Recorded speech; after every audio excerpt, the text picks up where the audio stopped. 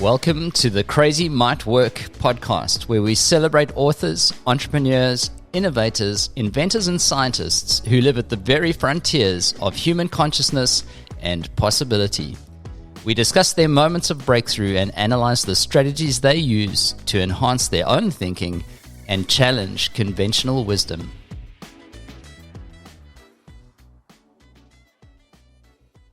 Welcome to the Crazy Might Work podcast. Our guest today is a professional facilitator, coach, and learning and development expert with a love of the outdoors. Starting out as an outdoor instructor, he learned the power of experience in helping people transform. He's gone on to apply those same principles working with leaders and teams within organizations, ensuring the approach is about real change, not just head knowledge. Over the last 20 years, he's worked in a range of sectors, including government, corporate, and professional services.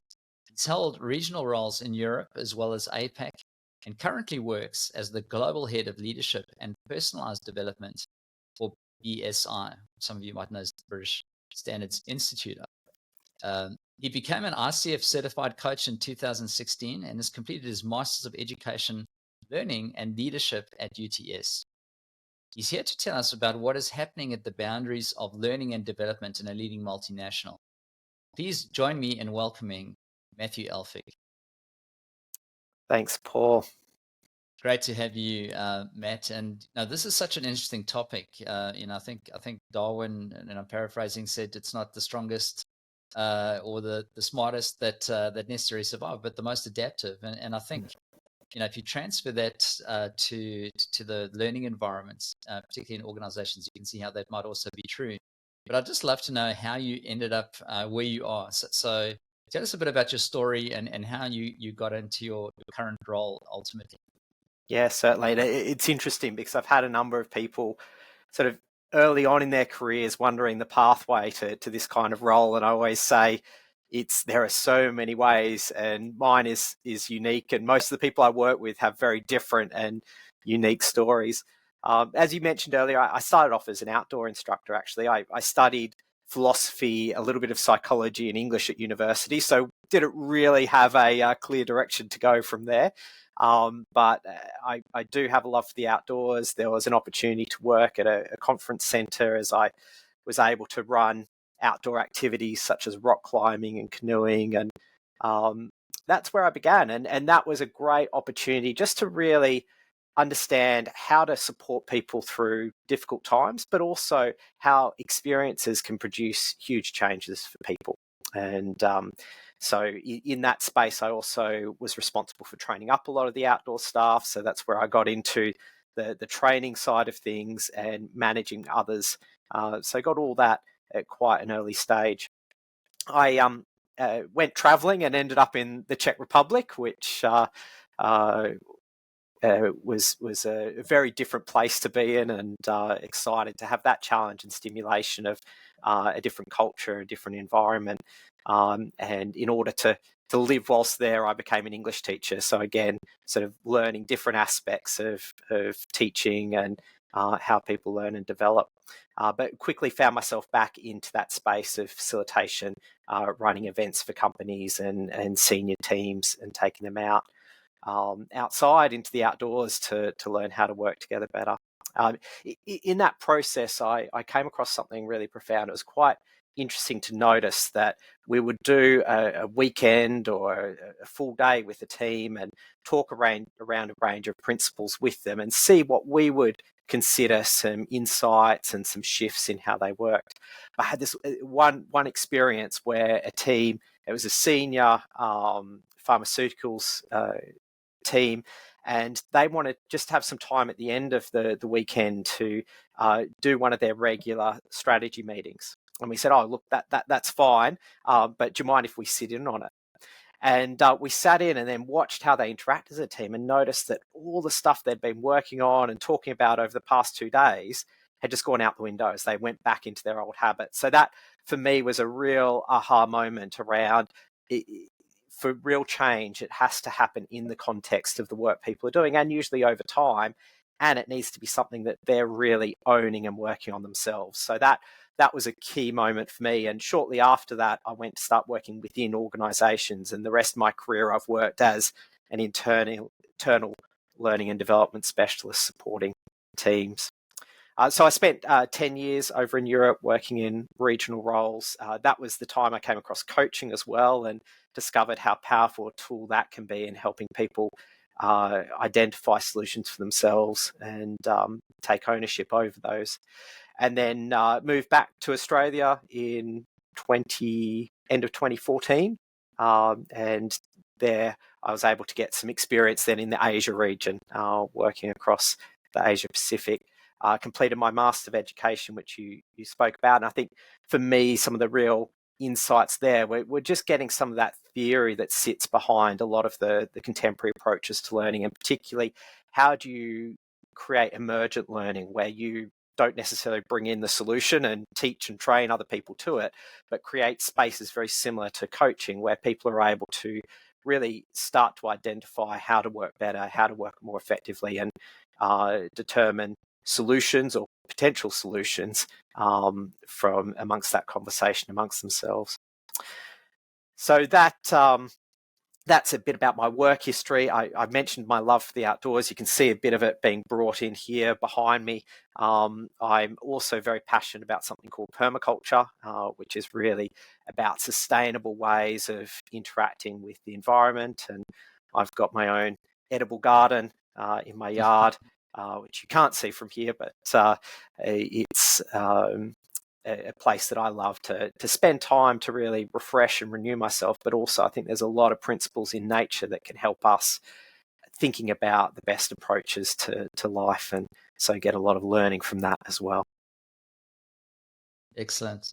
And Matt, I'm hearing that your formal education, interestingly, in this whole era of adult learning and education, came in some ways kind of post hoc, and I just think it's so interesting because I was reading a report by Alpha Beta, whom they prepared for the Foundation for Young Australians. I think it's the second or third version of that they've done, but they're saying based on that data now that they're expecting that people will do five different, significantly different careers in their working time, and maybe 17 or 18 different jobs within that.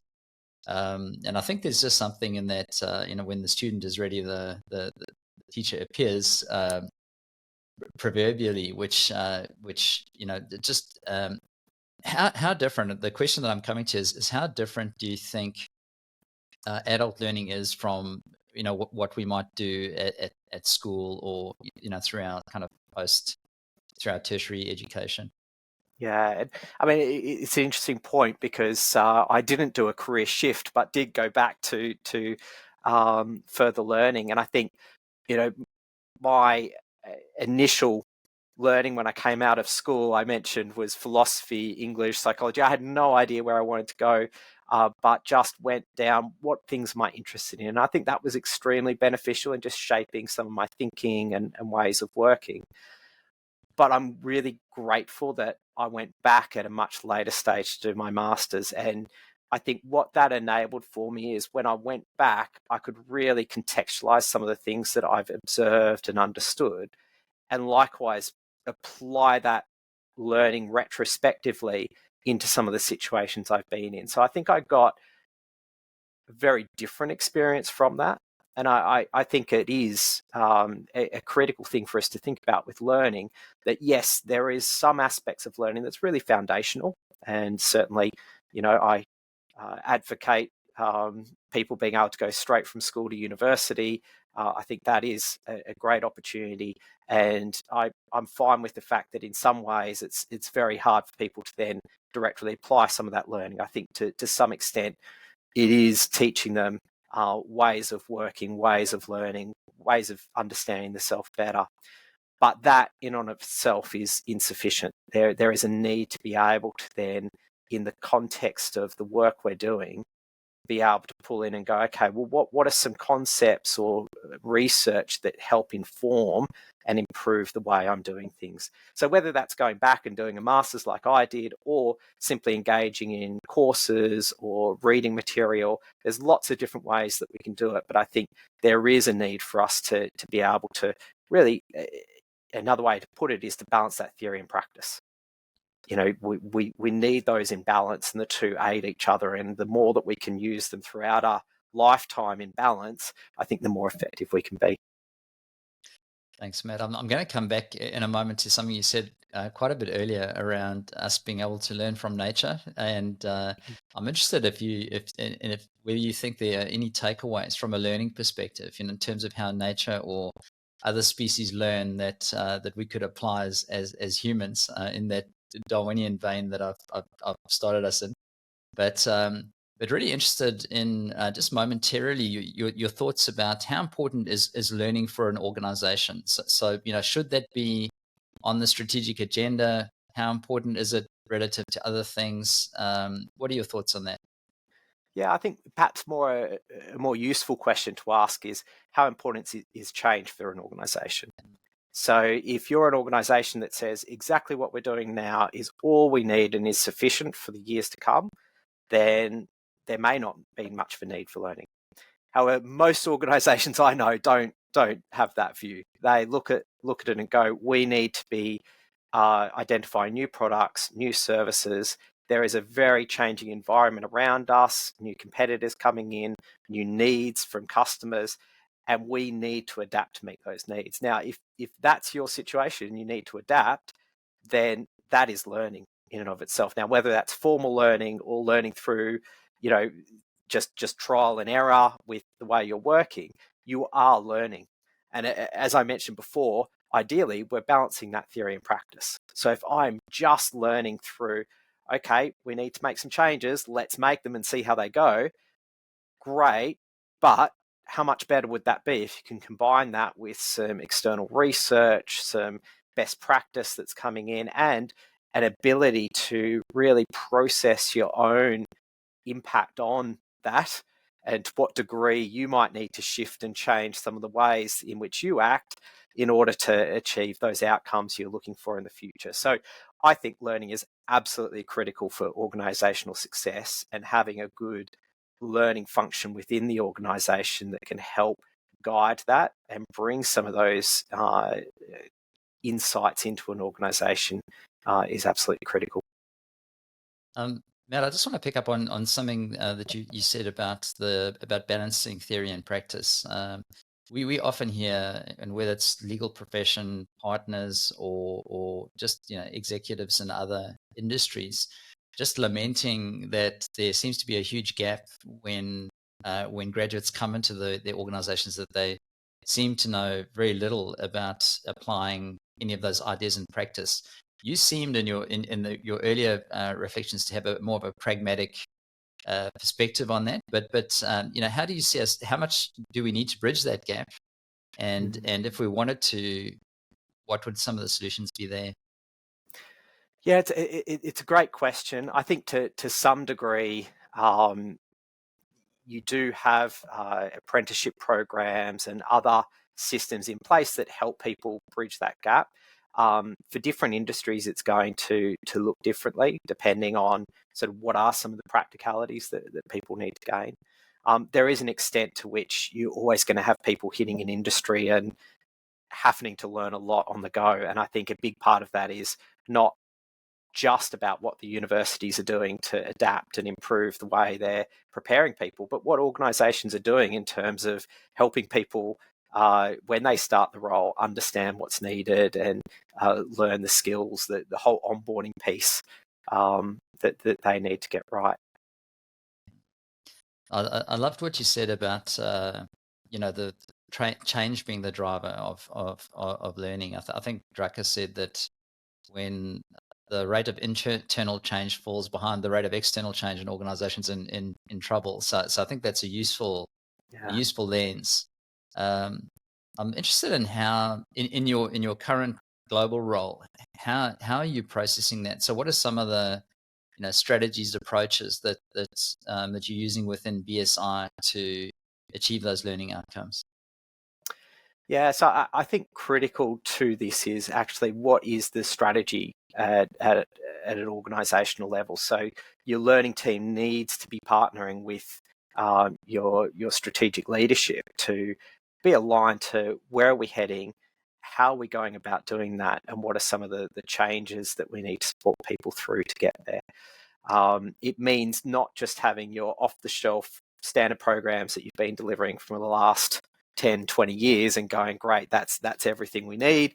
I can just keep delivering that, and then my leaders will go off and determine the direction of the organization. Those need to be hand in hand. So a couple of ways you can be doing that. One, we do always look at, okay, what are some of our strategic imperatives as an organization, and then how are we making sure that the learning we're doing is aligned to that, not just from a content perspective, but an actual practical perspective. So to what extent are we incorporating within our programs opportunities for people to go out and do some of the work that we need to be doing? And I think that is where you start to get, again, that theory and practice balance. We're not just pulling people out of their work, feeding them a whole bunch of information and saying, off you go, good luck, see how you go with it. We're actually creating situations where people have to get the work done. So a recent program that we did, we asked the participants to identify what is an area of improvement that you need to be focusing on that's beyond your current area of work. So they had to go out, do the research, identify some challenge for the organization, get stakeholder buy-in around that, deliver back to say what they thought the need was, get feedback on that, and then go about and start to implement that program. So they were actually doing work for the organization outside of their normal work as part of that learning program. Now, we supported them with some ideas and concepts to help them work on that. We supported them with mentoring and coaching opportunities so that they had that space to reflect and to learn from others. But the core of the program was them working on a real business challenge. And I think the more you can do that, the more that you can actually help the organization as it goes about the changes it needs to make. Sounds like a nice combination of self-directed learning and then matching that or telling it with organizational strategy and validating that before you commit too much time and effort to going down that rabbit hole. But just interested in how you evaluate these things. So how do you know if that's actually worked for you as an organization? What are the the telltale signs or KPIs or other measures of success that you employ? Yeah, and I think that's always a challenging question. I don't think I've been in a single organization or had a single conference where somebody's felt like they've got the full picture answer to that. And I think to some degree it will vary depending on the area that you're looking at. And I think you're going to have a range of ways in which you're pulling in and using KPIs. There's to some extent, there is an element where you're just providing a sense of opportunity for learning. And that's not a great transformational KPI to say, oh, yes, people had opportunities to learn and they were happy with the learning. But I think it's still important to have that there. So you've got that very base level, which can just be around amount of learning activity taking place, the feedback scores you're getting on the learning activity, your engagement scores and what people are saying about learning and development within the organization. So I think that is useful. It's not sufficient though. Where we really want to be able to get to is where we can point to particular initiatives that have helped sustain the sort of changes that you're looking for. And I think you need to really focus down on those key initiatives and go, where is one that we know this is a really significant, important program, and how can we really measure the effectiveness of that? So I'd recommend to any of the listeners that are interested in looking into it, the Success Case by Brinkenhoff, I think his name is. Might be getting it wrong there. The Success Case method is a way of actually identifying up front, and I think this is important as well, what's the reason for this change, intervention, learning program? What is it that we're trying to shift? How will we know when we've gotten those results? So having that almost outset of what are we trying to achieve, but also within that, you should be thinking, what's our theory of change? What do we think is going to produce that change? Is it just a bunch of training, or is there a whole range of things that we need to be implementing alongside of that? And then start to set up some simple measures that will enable you to evaluate how well that's worked. So an example from the past, we were putting through this actually working with a professional services firm. It was before the role I'm in now.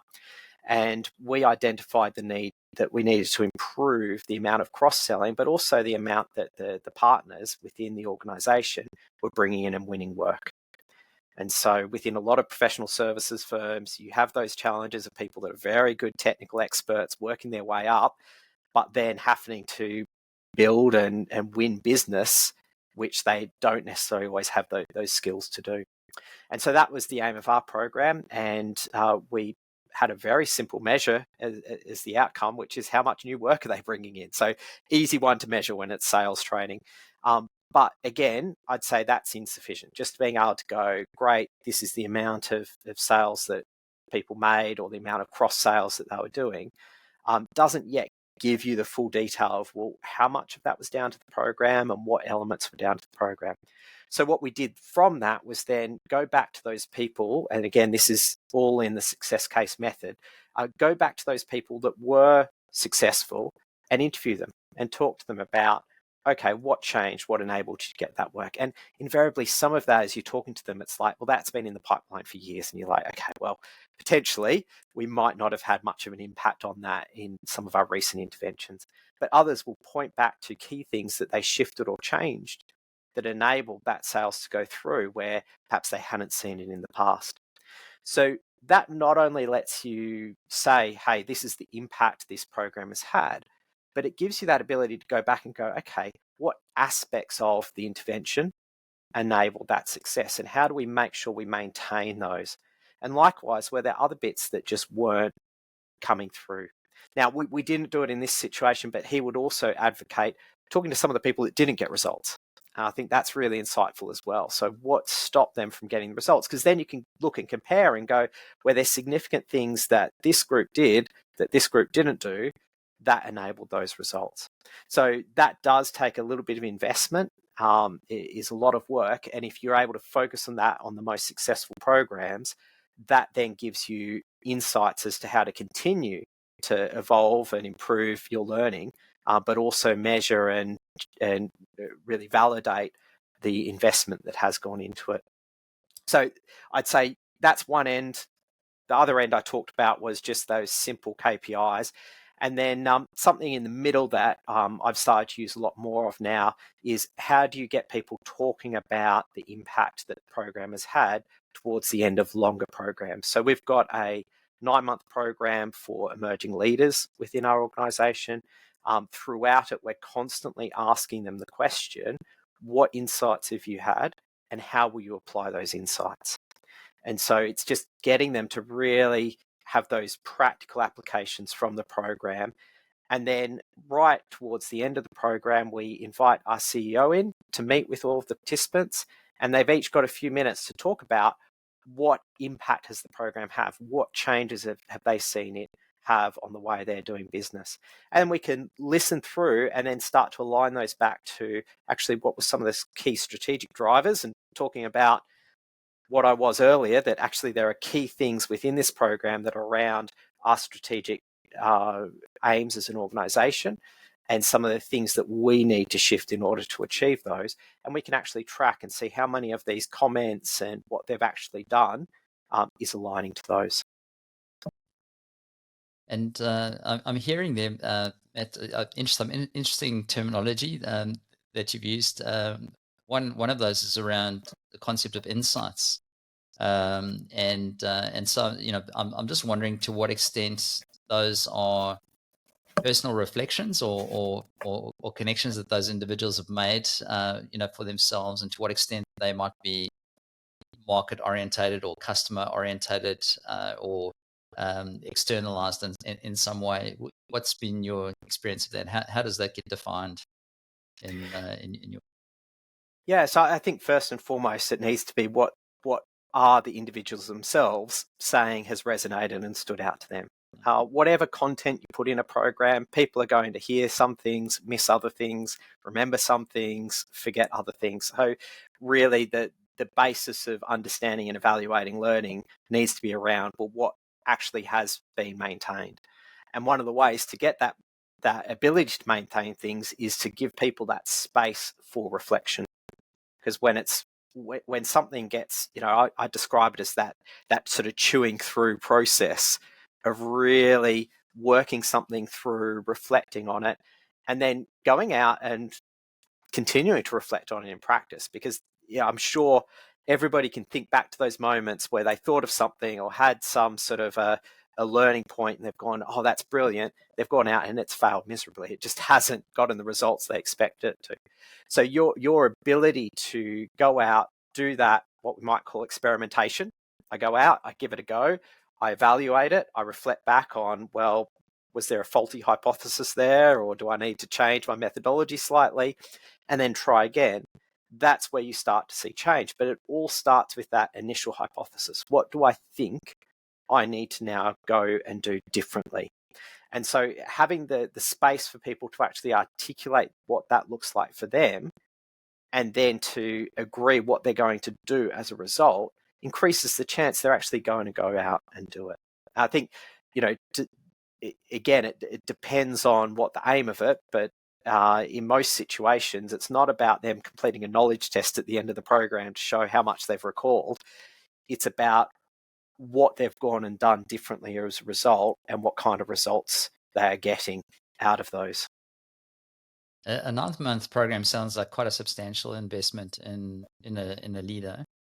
Just tell us a little bit about that. So, how much of it is programmatic? How much of it is sort of self-directed or immersive, and if some of it is programmatic, what are the sort of big chunks of content that you found to be useful for that group? Yeah, and I agree. A 9-month program is a big investment, and that's why we do have a range of programs varying from 90-minute slots and on-demand content people can draw down to some of these longer programs. So you really need to target your resources around what's important. And so in this case, we've seen this as there's a real strategic need to look at those emerging leaders to help them shift into more effective ways of leading. It is a application program, so we can have a limited number of people that we know are really the right people ready for the program. Then the program itself is broken down into a number of different segments. So we've got 5 modules where we've said, okay, this is content or areas that people need to focus on. Within each module, there is some preparation work that people go through, is something that they can go through in their own time. I think that's quite crucial for a couple of reasons. One is people pick up theories at different speeds. There'll be some people that are like, oh, yep, I know all about this. I've learned that before. There are other people, and being in a global role, I'm working with people from all sorts of different cultures with all sorts of language capabilities. So there are some people that even just the pace in which they're able to hear something or go through something in English needs to be different. So there's the benefits around how they're actually absorbing that content.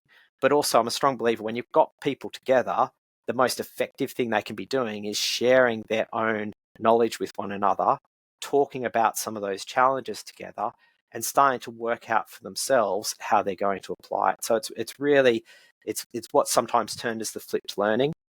It's not our job to teach a whole bunch of concepts and then tell people go out and learn how to apply it. It's our job as learning facilitators to create an environment where people can start to work through some of the trickier, grayer areas of application and get insights and ideas from one another. So very intentional. They'll do that beforehand. We've got live workshops where it is about what's the application of this. People are given those opportunities to discuss the application, to discuss how they're going to go about it, to hear from other people. We also have them in small coaching groups. So that's where they will come together and talk about current challenges. And it could be closely related to the content, or it could be completely outside of the content. But what that then builds is greater capacities to coach, which is an important aspect of the program itself. it's building that connection across the organization. So one of the most common things I hear when I talk to people about programs is the benefits of actually hearing from people they normally wouldn't work with, hearing that they've had similar challenges in very different parts of the business. And there's that element of safety in, if I'm in a coaching group with somebody that kind of gets what I'm going through, but has no stake in that at all because they're in a completely different area of the business, it's much easier to be vulnerable, to talk about those challenges and to get their insights. So that coaching component is a key part of it. The workshops are another part of it. We also have what we call our leadership panels. So we bring in some leaders from the organization, different levels of leadership, past participants, our executive team, and clients. So we'll bring in clients that are in leadership roles as well and get them to share their own experiences in those areas. And I think what that does is sort of, again, it gives that practical element. So they're talking in practicalities around what they're doing. But also to our earlier point around how do you make sure you're aligned to the business strategy? Well, if you've got your senior leaders talking about the challenges they're facing, that then really aligns them to what are these challenges and how do I apply them? So we bring those different elements of the program together. And as I mentioned, that time is a critical piece because they need those opportunities to go out, reflect, and come back, and to have those coaching groups they can work with. They also are assigned an individual coach that just helps them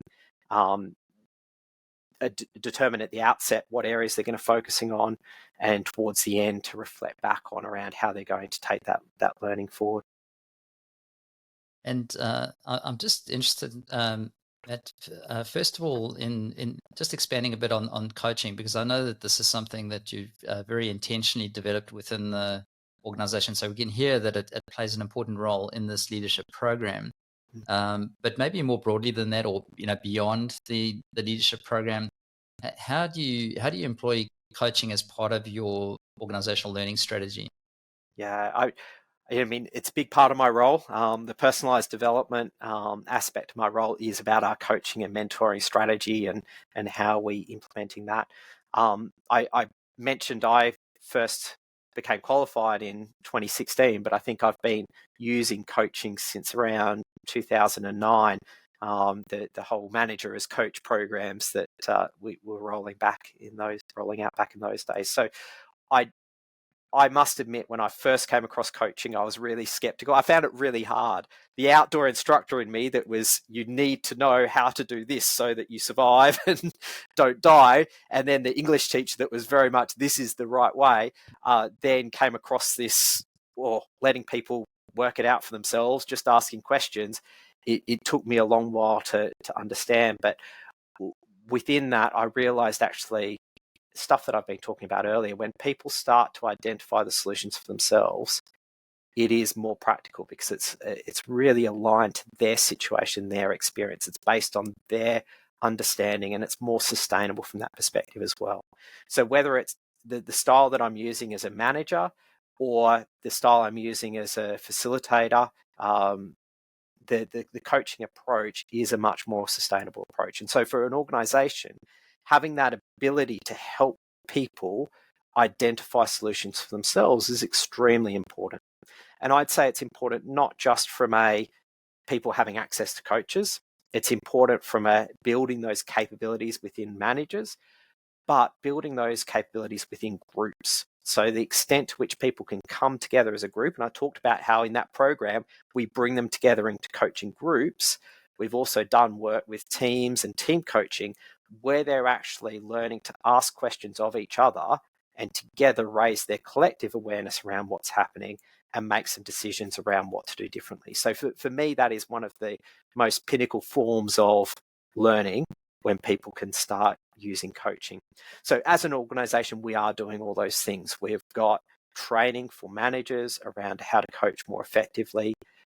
We've got situations which people are coming together and doing group coaching, and then we've got our own internal coaching pool. So we've got a pathway where those interested first will go through some of the basic courses to understand how to use coaching skills, and then if they're interested and committed to doing that even more, they can go through a program. We've got an external provider that run a qualification program aligned with the EMCC qualifications, and they can become an internal coach. We then use those internal coaches across the organisation, so match them with people requesting coaching from outside of their business area.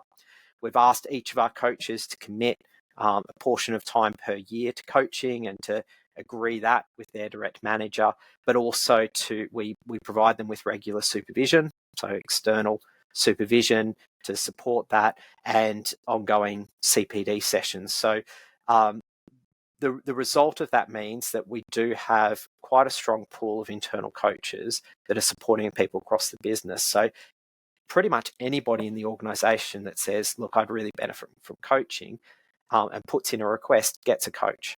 And I think that's, a great place to be in, because I've been in organisations in the past where we've only used external coaches. There's real budget limitations to that. And so really it only ends up being the really, really senior leaders that you end up, or people that are on track for senior leadership roles, that get the coaching. There's loads of people that are just transitioning into first-time leadership roles, or having a significant shift in the organisation that they need to work through, that really benefit from coaching. And as an organisation, we're able to provide that. But also the benefit is on the other side as well. Those people in our coaching pool get great insights about the business, being able to support and work with people from different parts of the business, and develop their own capabilities to use coaching, which then reflects in their own leadership and the way they lead people in their teams or project groups that they're working with. You used a term earlier, personalization. So I'm interested in, BSI is a large organization. I don't know how many leaders you have in total at the different levels, Matt, but first of all, how many do you have? And then how realistic is it to achieve a level of personalization across all of those levels? Yeah. So we've got over 1,000 leaders at the moment as an organisation. Those people with people leadership responsibilities, and my title is Head of Leadership and Personalised Development, and that's recognising that when it comes to coaching and mentoring, the benefits of those approaches is that they can be personalised. And so when somebody says, look, I'd like to go on a program, there's an extent to which they can pick the right program that suits them. There are some programs in which they can pick and choose the learning that they get out of it. With coaching and mentoring, it's really, what is it that you want to focus on? Like, it is completely personalized from that perspective. Now, having said that, within our coaching, we do require three-way meetings so that they can sit down and agree with their manager as well as the coach, what area am I going to focus on, and what's the reason for that? Because obviously we're investing into their time, and we want to make sure it is aligned to the organisation and outcomes. But that, for me, is one of the most effective ways that learning can be personalised. And I think there is a link back as well to what we're talking about with evaluation. So we are, I'd say, at the early stages of starting to evaluate some of that. We've really been growing our capabilities over the last couple of years. And over this last year, we've implemented feedback where at the end of the coaching process, we collect feedback from the coachee as well as the manager. And we use that feedback to inform our coaches, to help them to improve. But critical to that is we're able to find out what are the topics that you focused on in the coaching, and what of those were you able to achieve change with, and what was the impact coming out of that. Now, if you think of the richness of the data that you get from that, when I put somebody on a learning program, I can to some degree pull data to find out what are the programs that people are most interested in, and which ones are getting the positive feedback. When I start pulling data around what are the areas that you are requesting coaching on, and start to look at those themes, it can tell you a lot about the organisation. Where are people having their biggest struggles? Where are people focused on? And when you see the impact that that's had on them, again, you're seeing, as people work one-on-one with somebody to identify what to change, what is it that's actually changing and evolving? So we're too early to actually say the insights we're getting from that, but I'm really optimistic around how much insight that's going to get us from a impact on the organisation perspective. these ideas of personalization, I think also that sort of data-driven evolution development of the program sounds progressive. Are there any other things that you think will shape going forward the way that organizational learning happens? Yeah, I think there is a lot happening in that technology space. I guess just before I jump onto that, one other aspect of personalization that I think it's worth calling out. I mentioned I did my Master of Education through UTS. Um, they had a really interesting way of framing that program at the very start and the very end of the program. You had these sort of capstone modules. So our first course was all about identifying what is it that I need to learn from this program? What are the things that I'm focusing on? And then your final piece is reflecting back as to how am I using this? And you need to produce some kind of a portfolio, or in my case, I actually put my website together to reflect on how you're applying that learning. So I thought that was it kind of links into some of Mm. the stuff that we're saying around universities and how they prepare people, but also that personalization aspect of it. And I think that can be valuable even within organizations where you've got programs like this 9-month long program. How are you helping people at the outset really identifying what is it that I'm expecting to get from this? What areas am I going to apply it to? And then at the end, reflecting back on how have they used that. And we do that currently through the coaching, but there are other ways that you can do that. So that's just to wrap up the personalization piece. In terms of the future for learning within organizations, there is a lot happening within the way that data is being used, within the way that AI. Some of the things that I'm really excited about. In the past, I've really loved to be able to use actors within programs that I've run. I think that brings a practicality of it that is critical, and have run training programs as well as assessment centers where we've had actors that will come in, people will have real scenarios, they'll then get feedback on it. In some situations, we'll give them the opportunity to play back and try again and repeat. And you get a great level of insight from that you just don't get from doing activities with others, role playing with other people on the course, or even in reality. It's great when you can reflect, but rarely do you get the person on the other end of that conversation being able to say everything that they are experiencing and what worked and what didn't. Uh, what I'm seeing happening in the AI space now is there's tools that enable you to do that with AI. So obviously that reduces the cost and increases the degree in which you can run that across organizations. So I'm really excited about bringing some of that AI capability into, again, it becomes personalized, right? When I have an interaction in that way, it's a lot more customized than if I was to do an e-learning where there's maybe 2 or 3 different options and set responses, pulling in some of the AI ability to engage and respond to the full conversation. So I think that's quite exciting. I think there's a lot being done around how can we start to evaluate people's capability up front before putting them through a program. So I've seen this used in the space of e-learning, where rather than having to just do the standard module, you can do an assessment up the front, and then that will direct you to the areas where you need to do further development. So I think there's excitement there as well. I know there is excitement around virtual reality. I haven't come face to face with that yet. I can see potentials in that, but I think it's still at early stages. I know in some of the other areas where perhaps going out and doing more technical training and able to use augmented reality, there's certainly some great progress happening in that area, which I think is really powerful. So a lot of exciting things to come. Hopefully there'll be a lot more that I haven't heard about yet, that as we know, with innovation and technology over the next few years, all sorts of new things will appear that will help us. Thanks, Matt. Thanks so much for sharing so much in terms of your own organizational development and programs. I think that our listeners will take a lot away from that. I'd like to come full circle back to where we started the conversation, which I think was on permaculture.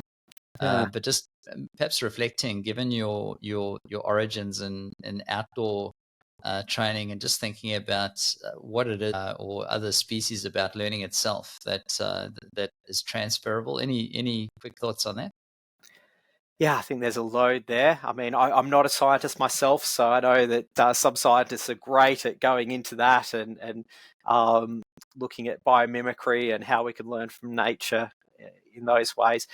For me, the permaculture approach is something that applies to the work I do in the garden, to environmental practices, but also just the way I live my life. And there's some great principles within that help me.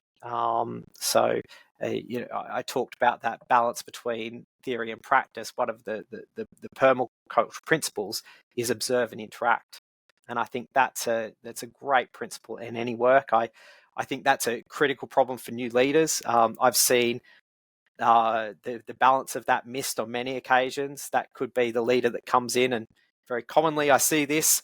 They've got all the answers because they've done it before. They start applying it and it just fails miserably because it hasn't been adapted to that situation. Likewise, you get people caught in the decision paralysis. If they're trying to understand what's going on, they're observing it, they're taking it in, but don't actually make the changes needed. So there's that delicate balance of how do I bring the changes whilst not being set on my own ways and observing how they're playing out. So that's a critical principle whenever I'm trying things out in nature, in the garden. I need to observe and interact with it to understand it. Same principle within organizations. Yeah, no, I love that. And Matt, just in closing, as a lifelong learner, what's next on your agenda? What are you personally learning next? Yeah, great question. So I'd say I'm midway through, or maybe not even midway. I'm on a journey at the moment with something called systemic modeling. So Caitlin Walker has got a book out around that from contempt to curiosity that I'd highly recommend other people go look at. So that for me has been really critical in how do you use questions that help groups to learn from one another and notice the dynamics within themselves. So really that enters into the space of group and team coaching, something which I'm quite passionate around.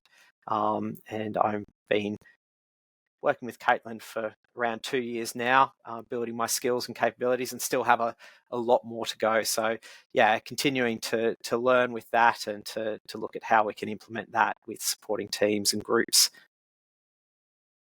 Matt, thanks so much for your time this morning, and also just your generosity in sharing that your stories and reflections with us. I think it will certainly give us a nice thread for our organizational learning report, which comes out shortly, and love to include your various contributions in that. I think our listeners, particularly all our heads of learning and development, will find this very interesting and be able to probably borrow and apply a lot of what you've said today. So thank you very much, Matt. Thanks, Paul. It's been a pleasure.